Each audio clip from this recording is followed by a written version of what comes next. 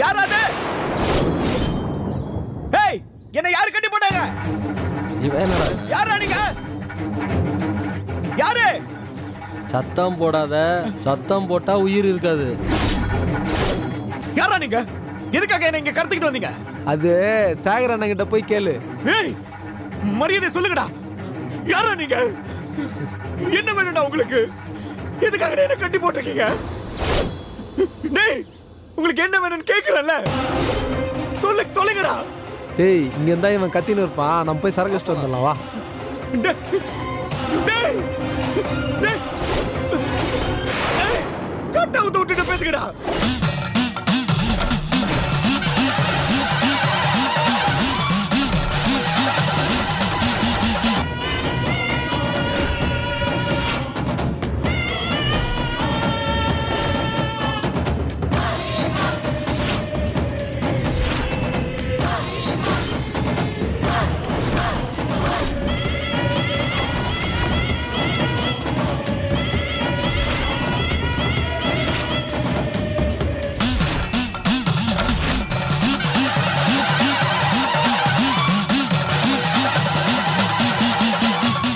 பெரியதாயி, சாமி, நீ என்ன பார்க்க வந்திருக்கிறது எனக்கே ஆச்சரியமா இருக்கு.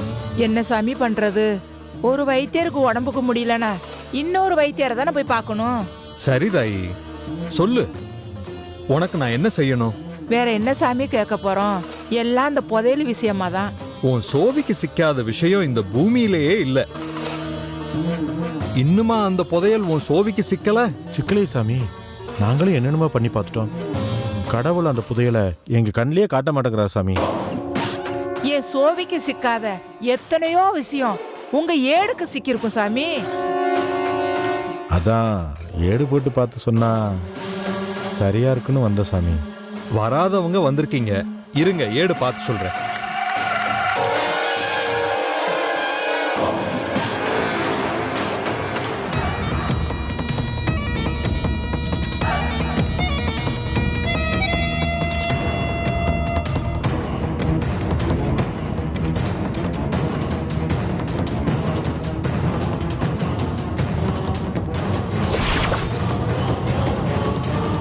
ஓம்காரி சாமுண்டி, அகங்காரி அர்த்தநாரி, மூத்தவங்க வச்சுட்டு போன பொருளை தேடி வந்திருக்காங்க. உன் பிள்ளைங்களுக்கு அது இருக்கிற இடத்தையும் திசையையும் ஏட்ல வந்து காட்டு, ஏட்ல வந்து காட்டு.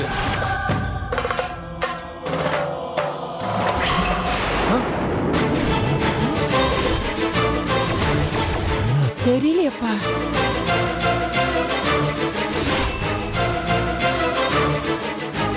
என்ன இது, ஏடு மாயமா மறைஞ்சிருச்சு? சாமி, இப்படிதான் நான் போட்ட சோவியம் மாயமா மறைஞ்சிருச்சு. என்ன சாமி, ஏதாவது தப்பு தண்டை நடக்க போதா? இல்ல காத்தவராயா, அந்த புதையல் கிட்ட நீங்க நெருங்கிட்டீங்க. ஆனா அத சோவி போட்டோ ஏடு பார்த்தோ எடுக்க முடியாது. அதுக்கு வேற ஒண்ணு தேவைப்படுது.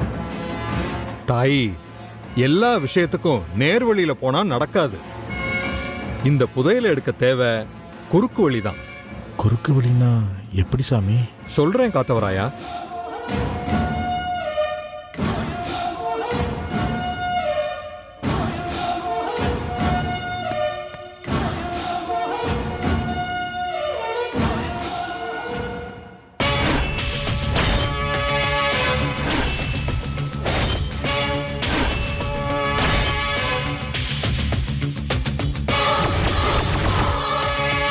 என்ன சாமி இது? ஏதோ சாதக கட்ட மாதிரி இருக்கு. ஆமாந்தாயி, இதே ஜாதக கட்டத்துல பிறந்த குழந்தை பூமியில இருக்கு. இந்த கட்டத்தை வச்சு அந்த குழந்தைய கண்டுபிடிச்சு கொண்டு வாங்க. புதையல நான் கண்டுபிடிச்சு கொடுக்கறேன். இந்தாங்க.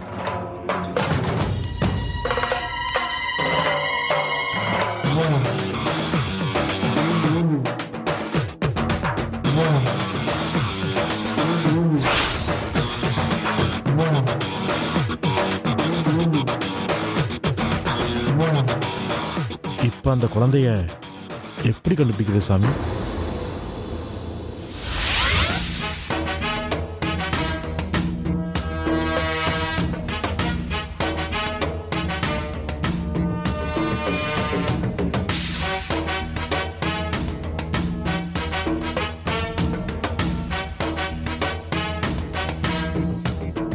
எங்க வீட்டுல பிரச்சனை மேல பிரச்சனை தொடர்ந்து வந்துகிட்டே இருக்கு ஜோஷியரே.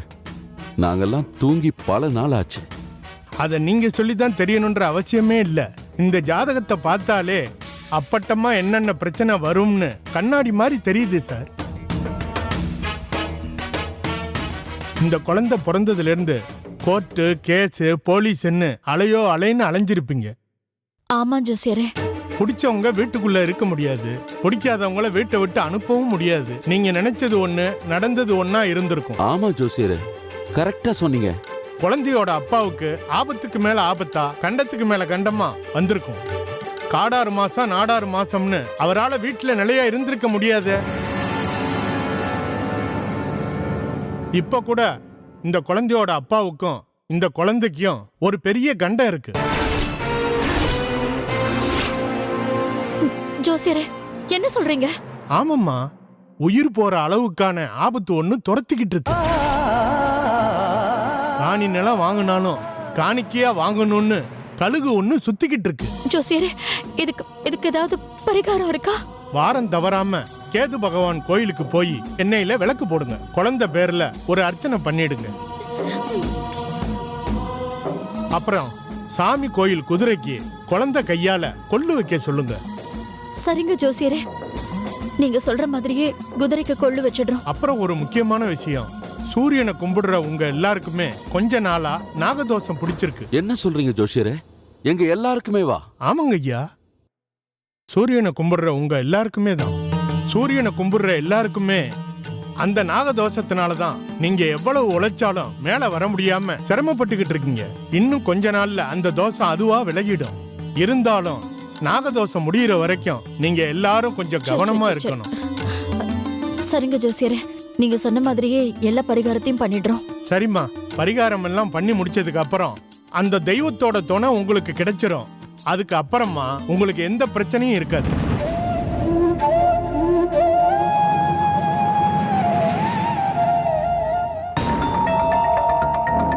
என்னடா சொல்ற? எல்லா இடத்துலயும் தேடி பார்த்துட்டுக்கா, கயல்வெளி எங்கேயுமே இல்ல. எங்கடா போயிருப்பா? காலையில இருந்து அவ போன் ஸ்விட்ச் ஆஃப்லயே இருக்கு. நல்லா தேடி பாத்தியாடா? அக்கா, நமக்கு தெரிஞ்ச இடம் தெரியாத இடம் எல்லா இடத்துலயும் தேடி பார்த்துட்டேன், எங்கேயுமே வரலையாம்க்கா. எனக்கு என்னவோ ரொம்ப பயமா இருக்குடா. அக்கா, கயல்வெளிக்கு சதீச கட்டிக்கிறதுல ஏதாவது மனஸ்தாபம் இருக்குமோ? சேச்சே, அப்படியெல்லாம் எதுவுமே இல்ல. அவ சம்மதத்தை கேட்டுட்டுதான் நான் இந்த ஏற்பாடே பண்ணேன். அவ வாழ்க்கையில நடக்க போற பெரிய சந்தோஷமே சதீஷ கல்யாணம் பண்ணிக்கிறது தானே என்கிட்டயே வந்து சொன்னாலே. அப்படி இருக்கும்போது அவ எங்க தாங்க போயிருப்பா? அதுதானே எனக்கும் புரியல. அத்தை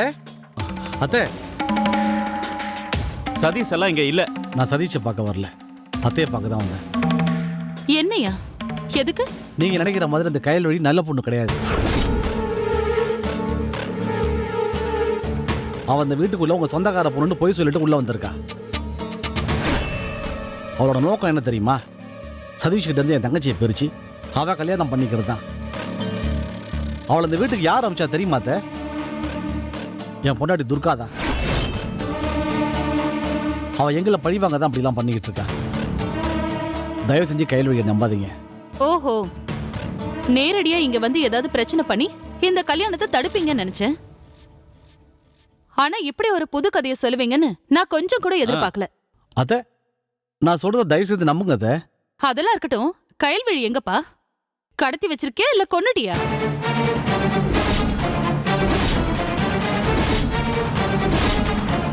சொல்லு, கயல்வழி எங்க?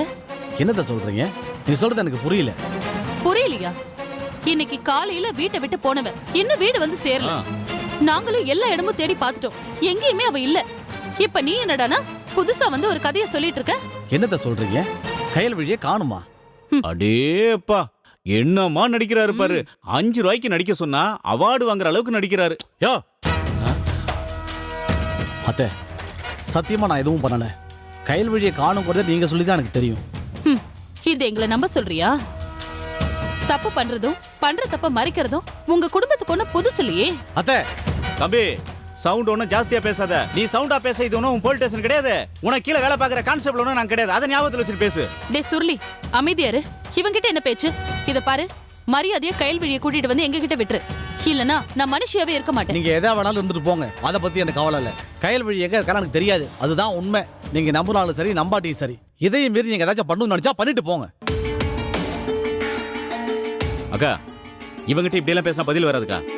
இவனை எப்படி கேட்கறதுன்னு எனக்கு தெரியும். இதோ வரேன்.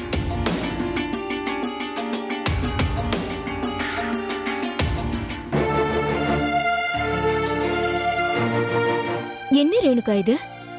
என்ன பத்தி தெரிஞ்சு நீயுமா இப்படி பேசுற? உன்னை பத்தி நல்லா தெரிஞ்சதுனால தான் சொல்றேன். தயவு செஞ்சு இன்னொரு கல்யாணம் பண்ணிக்கோ வனிதா. சாரி ரேணுகா, என்னால அது மட்டும் முடியாது. உனக்கு என்ன வயசாயிடுச்சு? ஏன் முடியாது முடியாதுன்னு பிடிவாதம் பிடிக்கிற? வயசுக்கும் வாழ்க்கைக்கும் சம்மந்தம் இல்ல ரேணுகா. வயசு போன எத்தனையோ பேர் கல்யாணம் பண்ணிக்கிட்டு வாழ்க்கையில சந்தோஷமா தான் இருக்காங்க. ஆனா எனக்கு வாழ்க்கையே போயிடுச்சு. ஏன் வனிதா அப்படி நினைக்கிற? உனக்குன்னு ஒரு புது வாழ்க்கையை அமைச்சுக்கிட்டு சந்தோஷமா இருக்கலாம்ல. வாழ்ந்த ஒரு வாழ்க்கையே போதும் ரேணுகா. அப்போ கடைசி வரைக்கும் இப்படி இருந்தலான்னு இருக்கியா? இப்படிதான் கடைசி வரைக்கும் நான் இருக்க போறேன். இது வார்த்தைக்கு வேணா நல்லா இருக்கலாம், ஆனா வாழ்க்கைக்கு ஒத்தே வராது. ஒரு பொண்ணுக்கு கண்டிப்பா ஒரு துணை வேணும் வனிதா. ஏ, எனக்கு நீ, அம்மா, அப்பா, சூர்யா, காயத்ரி, என்னோட இன்னொரு அம்மாவா என் அத்தை இருக்காங்க, உமா இருக்கா. இப்படி எல்லாருமே எனக்கு துணையா இருக்கும்போது எனக்கு எதுக்கு இன்னொரு துணை? நீ சொன்ன எல்லாருமே எல்லா நேரமும் துணையா இருக்க மாட்டாங்கம்மா. நான் என்னையும் சேர்த்துதான் சொல்றேன். ஒரு பொண்ணுக்கு நல்ல துணைனா அது அவளுக்கு அவ புருஷன் மட்டும்தான், அவனுக்கு அவன் பொண்டாட்டி மட்டும்தான். அதுக்காக தாம்மா கல்லானாலும் கணவன், புல்லானாலும் புருஷன்னு சொல்றாங்க. இங்க பாரு வனிதா, இப்ப வேணா உனக்கு ஒரு ஆணோட சப்போர்ட் தேவையில்லாம இருக்கலாம், ஆனா எப்பவும் அப்படி இருந்துட முடியாது. நீங்க 2 பேரும் எனக்கு ஆம்பளைங்களே பிடிக்காததுனாலதான் நான் கல்யாணத்துக்கு ஒத்துக்க மாட்டேங்கிற அப்படின்னு நினைச்சு பேசிட்டு இருக்கீங்கல்ல. எனக்கு ஆம்பளைய பிடிக்காதுன்னு சொல்லல, கல்யாணம் பிடிக்கலன்னு தான் சொல்றேன். போதும் ரேணுகா, என் லைஃப்ல நடந்த அந்த ஒரு கல்யாணம் போதும். நல்லவரோ கெட்டவரோ அந்த ஒரு புருஷன் போதும். மீதி இருக்கிற வாழ்க்கைய நான் இப்படியே வாழ்ந்துக்கிறேன். எனக்கு இதுலதான் சந்தோஷம் இருக்கு. ஆனா எங்களுக்கு இல்லையே. வாங்க சம்பந்தி. உன்னை இப்படி பாக்குறதுல எங்களுக்கு சந்தோஷம் இல்லையாமா? இத பாருமா, பெத்த பிள்ளைங்க சந்தோஷமா இருந்தாதான் பெத்தவங்க நாங்களும் நிம்மதியா இருக்க முடியும். வாழ வேண்டிய வயசுல உன்னை இப்படி வச்சுக்கிட்டு நாங்க எப்படிமா நிம்மதியா இருக்க முடியும்? அம்மா, ரேணுகாவுக்கு சொன்ன பதில் தான் உங்களுக்கும். தயவு செஞ்சு என்ன வற்புறுத்தாதீங்க. ஏமா அப்படி சொல்ற? ஊர் உலகத்துல பண்ணாத விஷயத்தையா நாங்க உன்னை பண்ண சொல்றோம்? அடுத்தவங்க பண்றாங்கங்கிறதுக்காக நானும் அதை பண்ண முடியாதுமா. ஏமா, உன்னை திரும்பவும் பூவும் பொட்டோட நாங்க பாக்கணும்னு நினைக்கிறது தப்பாமா? அப்பா, அணைஞ்சு போன விளக்க திரும்பவும் எண்ணெயை விட்டு திரி போட்டு ஏத்தலாம். ஒருவேளை அது பிரகாசமா கூட எரியலாம். ஆனா நான் எரிஞ்சு எரிஞ்சு உருகி போட மெழுகுவத்தி. இது திரும்பவும் ஏத்த முடியாதுப்பா. ஏன்னா தெரியும் கருகி போச்சு, மெழுகும் உருகி போச்சு. நீயே அப்படி நினைக்கிற வனிதா? ஒரு நல்ல புத்தகத்தை ஒரு தப்பான எழுத்தால எழுத ட்ரை பண்ணி பாதி எழுதுனதோட இறந்து போயிட்டா வேற ஒரு நல்ல எழுத்தால வந்து மீதி புத்தகத்தை எழுதி முடிச்சு நம்மள ரசிக்க வச்சது இல்லையா? நான் பாதி எழுதின புத்தகம் இல்ல, கிழிஞ்சு போன புத்தகம். இத படிக்கவும் முடியாது, புதுசா ஒருத்தன் வந்து எழுதவும் முடியாது. அதுக்கு இல்லம்மா. அம்மா, நீங்க எத்தனை பேர் வந்து பேசினாலும் சரி, என்னோட முடிவு இதுதான். திரும்பவும் என்ன கல்யாணம் பண்ணிக்கன்னு சொன்னீங்கன்னா நான் எங்கேயாவது கண் காணாத இடத்துக்கு போய் செத்து போயிடுவேன்.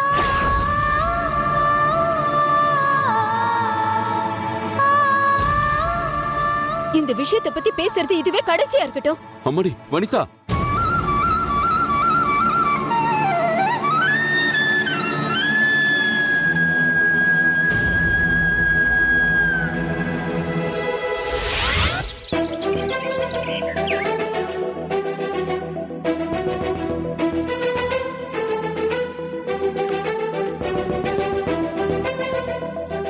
இவங்க காணாம போய் எத்தனை நாள் ஆச்சுன்னு சொன்னீங்க? காலையில இருந்து காணோம் சார். உங்களுக்கு தெரிஞ்ச இடம், தெரிஞ்ச சர்க்கிள்லாம் விசாரிச்சு பாத்தீங்களா? சார் எங்களுக்கு தெரிஞ்ச இடத்துல எல்லா இடத்துலையும் விசாரிச்சும் பார்த்துட்டோம், தேடியும் பார்த்துட்டோம் சார். எங்கேயும் இல்லை சார். சார் எங்க சந்தேகம்லாம் அந்த முத்தையா மேலதான். எந்த முத்தையா? அதான் சார், தங்கச்சி கோலையை மறைச்சிட்டு ஜெயிலுக்கு போனோம்ல, போலீஸ் அதிகாரி முத்தையா, அவர் தான் சார். அவரா? அவர் எதுக்கு இந்த பொண்ணை கடத்தணும்? காரணம் இருக்கு சார். அவரோட தங்கச்சி மல்லிகாவுக்கும் என்னோட மக சதீஷுக்கும் தான் கல்யாணம் நடந்துச்சு.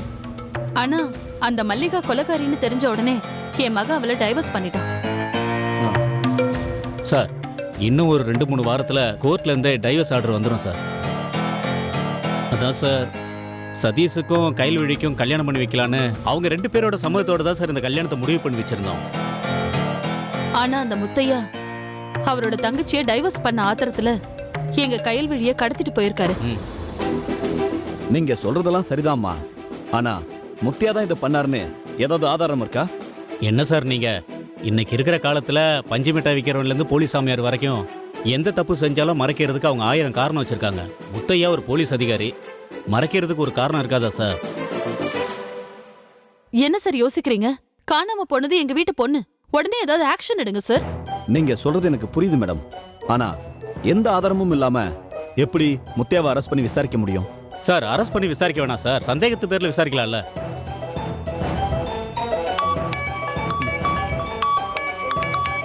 ஒரு நிமிஷம் சொல்லுங்க மாரிமுத்து, எந்த இடத்துல? சரி, அந்த பொண்ணுக்கு எத்தனை வயசு இருக்குன்னு சொல்ல முடியுமா? ஒரு 23, 24?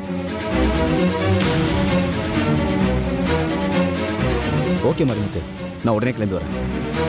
சார் என்னாச்சு சார்? ஒன்றும் இல்லை, அங்க கருப்புசாமி கோயிலுக்கு பக்கத்துல இருக்கிற ஒரு காட்டுல ஒரு பொண்ணோட டெட் பாடி கிடைச்சிருக்கான். அந்த பொண்ணு நீங்க தேடுற கையல்வழியா இருக்குமோன்னு எனக்கு ஒரு டவுட்டா இருக்கு.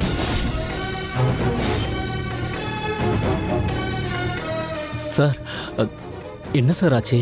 அவங்க சொல்ற அடையாளத்தெல்லாம் வச்சு பார்க்கும்போது எனக்கு அப்படிதான் தோணுது.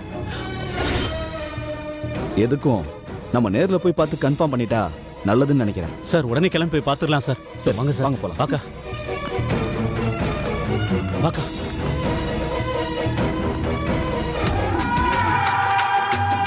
என்ன சேகர், மரகத லிங்கத்தை எடுத்துட்டியா? நீ வேற, அந்த பெட்டி இருக்கிற இடம் வரைக்கும் போக முடியுது, ஆனா அங்க போனா ஏதாவது ஒரு தடங்கள் வந்துகிட்டே இருக்கு. ஒண்ணு அந்த காயத்ரி இருக்கா, இல்லைன்னா அந்த போலீஸ்காரங்க இருக்காங்க.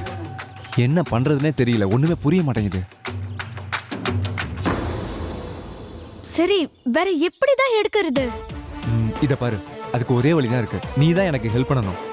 நான் ஹெல்ப் பண்ணணுமா? நான் இதுல என்ன பண்ண முடியும்? குருக்கள்கிட்ட இருந்து அந்த சாவியை நீ தான் எப்படியாவது எடுக்கணும். என்ன விளையாடுறியா? நான் போய் எப்படி சாவி எடுக்க முடியும்? ஏன்? அந்த வீட்ல இருக்கிறதே நானும் குருக்களும் மட்டும்தான். அந்த சாவி காணாம போனா என் மேல தானே சந்தேகம் வரும். அப்படி மாட்டினா நான் மட்டும் இல்ல, என்னோட சேர்ந்து எல்லாருமே மாட்ட வேண்டியதான். என்ன சொல்ற?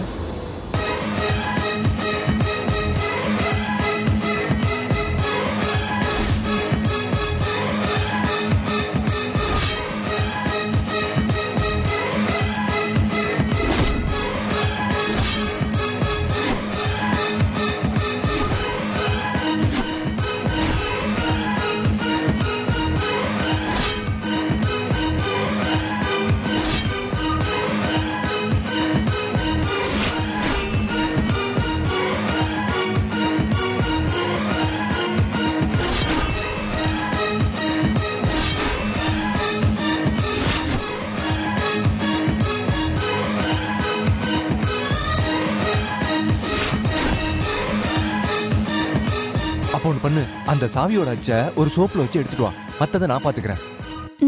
சரி, எடுத்துட்டு வரேன். என்ன எடுத்துட்டு வர சொல்றீங்க சூர்யா?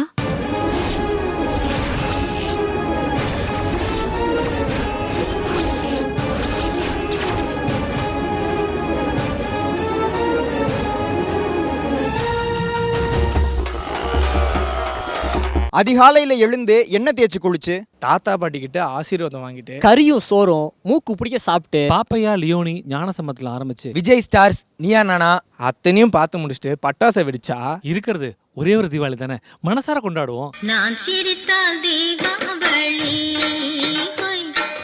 நாளும் இங்கே ஏகாதசி. நான் சிரித்தால் தீபாவளி நாளும் இங்கே ஏகாதசி. கிருஷ்ணாம்பேட்டை பையனை கொண்டு வந்துட்டீங்களேன்ற மாதிரி அடுத்த கொஞ்ச நேரத்துக்கு வாருங்கள் மனிதனை தேடுவோம் அப்படின்ற ஒரு டாபிக் எனக்கு கொடுத்துருந்தாங்க. அதுவும் அவங்களே டிசைட் பண்ணியிருந்தாங்க. அதுக்கு போகிறதுக்கு முன்னாடி கல்யாண மாலை மோகன் சார், கங்க்ராச்சுலேஷன். 3.25 லட்சம் கல்யாணம் பண்ணியிருக்கீங்களா? நான் ஒரே ஒரு கல்யாணம் பண்ணி என்னால் ஒழுங்காக 3.25 லட்சம் பேருக்கு கல்யாணம் பண்ணி வச்சுருக்கீங்க.